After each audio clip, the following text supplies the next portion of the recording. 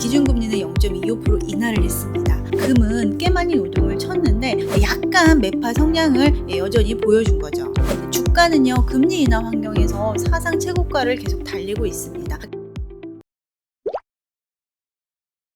안녕하세요. 머니부티크 김정란입니다. 반갑습니다.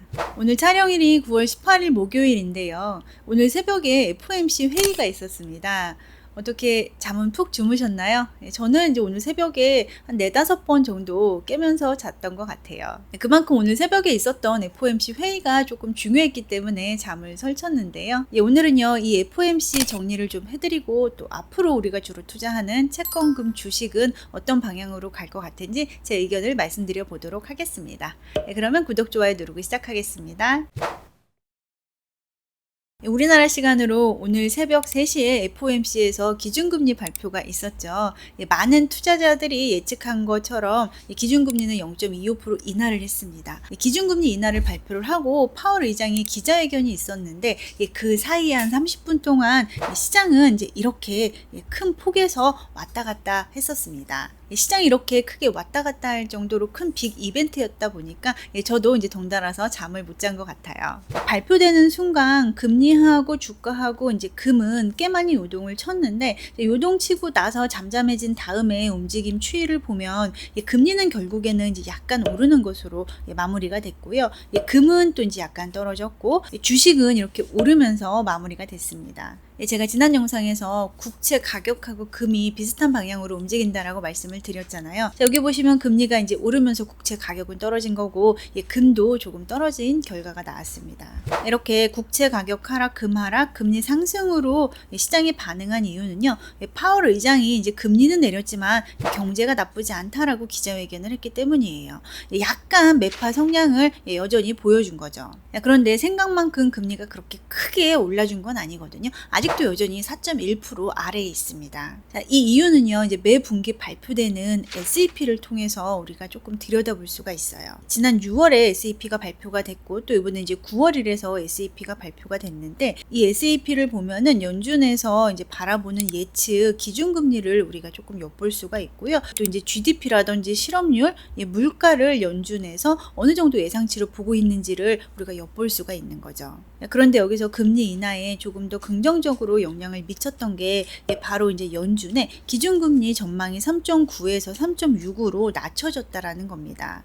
즉 올해 FOMC가 2번 남았는데 2번 다 0.25% 아니면 뭐 한 번에 비컨 0.5%에서 올해는 이제 2번의 금리 인하가 더 있을 것으로 예측을 한다는 거죠. 그래서 기준금리 발표 이후에 10년물 국채 금리가 좀 바로 올라주기는 했지만 우리가 우려했던 만큼 막 그렇게 급등이 나타나거나 그러진 않았습니다. 연준에서 바라보는 실업률하고 물가를 한번 보면 지난 이제 6월에 봤던 수치하고 똑같이 보고 있습니다. 실업률은 이제 다소 증가 한 것으로 보고 있지만 이게 뭐 경기 약간의 둔화로 가는 거지 경기 침체로 간다 뭐 이 정도는 안 보고 있는 거죠. 물가도 지금 이제 목표하고 있는 2%까지는 가지 못했지만은 그래도 이게 또 이제 인플레이션으로 물가가 또 급격히 오를 거다라고는 안 보고 있는 겁니다. 3% 수준에서는 유지를 할 것 같다라고 연준에서도 보고 있는 거죠. 그렇지만 GDP 경제 성장률은 이제 잠재 성장률 대비해서 조금 둔화되어 있는 것으로 보고는 있거든요.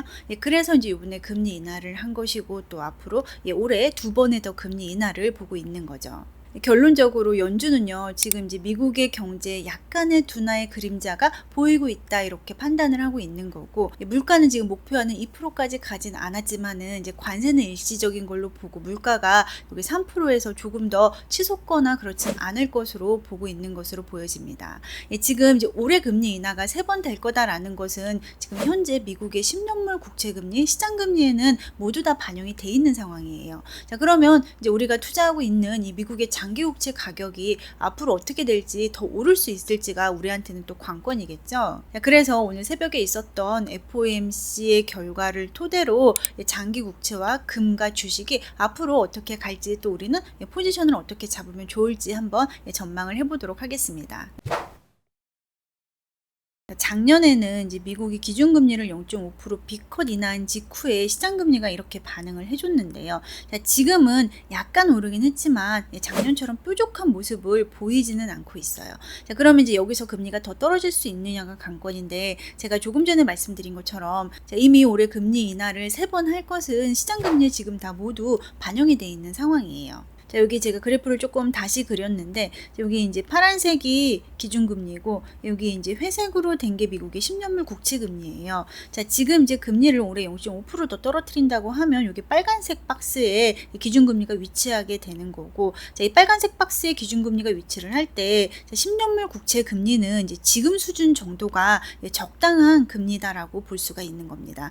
자, 그래서 여기서 금리가 한 단계 더 2단계로 떨어뜨려지려면요, 금리가 조금 더 떨어져야 되는데, 자, 그러면 이제 지금 금리가 지금 0.5%를 더 인하하고 나면은 거의 중립금리로 가는 거잖아요. 자, 그런데 금리가 이 아래 단계까지 더 떨어지려면 이거는 이제 경기 침체, 경기 둔화 징후가 확실하게 나와줘야 금리가 한 단계 더 떨어질 수가 있는 겁니다. 그래서 올해는요, 미국의 10년물 국채 금리가 인하될 자료가 모두 다 반영이 돼 있어서 지금 여기서 금리가 더 떨어지려면 앞으로 발표되는 미국의 이제 주요한 그런 경제 지표가 조금 안 좋게 나와야지 금리가 여기서 더 한 단계 내려갈 수 있을 것 같아요. 산업 생산이나 소매 판매 이런 지표가 조금 안 좋게 나와야 되는데 이번 주까지도 계속 좋게 나온 거죠. 그런데 이제 솔직히 이러한 지표가 안 좋게 나오면은 이제 미국의 장기국채 금리는 떨어지면서 가격은 올라갈 텐데, 또 저편에 있는 주식은 가격이 떨어지겠죠. 그래서 산업 생산이나 소매 판매라든지 이런 경제 지표에서 뭔가 경기 침체 징후가 나올 것 같다. 자, 이럴 때는 주식에서 또 이제 포지션을 재빨리 줄여야 되는 것도 항상 염두에 두고 포트폴리오를 가져가야 합니다. 오늘 새벽에요, 금값도 엄청난 변동성을 보였는데요. 이런 변동성을 보이는 와중에 사상 최고가를 또 찍었습니다. 자, 그런데 이 사상 최고가는 수요에 의해서 달성된 것은 아닌 걸로 보여지고요. 이 변동성 와중에 프로그램 매매 과열로 잠깐 찍은 걸로 보여지고, 지금은 이제 다시 조금 하향 안정화되고 있는 상황이에요. 여기 보시면 이게 파란색이 미국의 실질금리, 즉 팁스 금리인데요. 미국의 10년물 국채금리에서 물가를 뺀 금리를 얘기를 합니다. 여기 빨간색이 금 가격인데 이렇게 서로 조금 역예상관 관계인 게 눈에 보이시잖아요. 제가 이제 금 가격을 예측을 할 때 항상 이 팁스 금리 가지고 말씀을 드리고 있어요. 지금 금 가격이 이렇게 조금 올라줬던 이유가 금리는 계속 내리려고 하는데 이제 물가는 꽤 이제 높은 상황에 머물러 있었기 때문에 금 가격이 이렇게 오르기 좋은 환경이었고요. 자, 반대로 지금 미국의 10년물 국채 금리가 이제 어느 정도 많이 떨어져 있잖아요. 더 떨어지려면 경기 침체가 나타나야 되는 거죠. 그래서 경기 침체 징후가 나타나지 않고 경제가 지금처럼 유지되고 이제 물가가 지금처럼 유지된다라고 가정을 했을 때는 금은 이제 앞으로 조금 횡보할 가능성이 있어 보입니다. 그렇지만 여기서 경기 침체 징후가 나타난다든지 물가가 다시 들썩인다든지 아니면 지정학적 위기라든지 아니면 미국과 다른 나라와의 그런 충돌이 계속 있을 때는 또 금은 계속 위로 솟을 수 있는 가능성은 있습니다. 그렇지만 당분간은 금 가격은 횡보할 것으로 예측이 됩니다.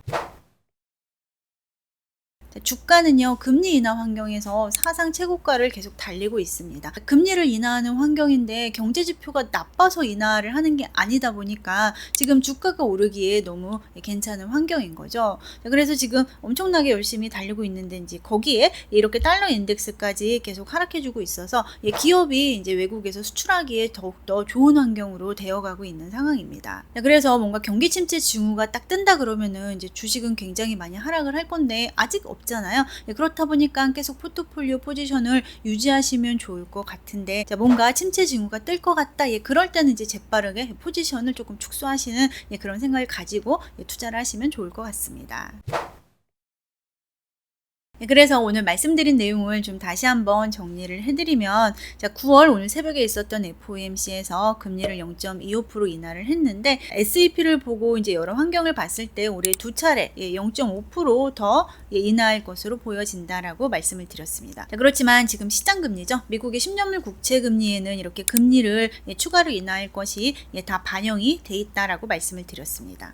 자, 그래서 이제 제가 채권하고 금하고 주식에 대해서 이제 향후 전망을 설명을 좀 해드렸는데, 채권하고 금값은 이제 당분간 조금 횡보를 할 것으로 보여지고, 주식은 이제 뭔가 경기 침체 징후라든지 위기 징후만 나타나지 않으면 계속 상승할 가능성이 있어 보인다라고 말씀을 드렸습니다. 그렇다 보니까 이제 우리가 앞으로 발표되는 미국의 거시경제 지표를 계속 주의 깊게 봐야 합니다.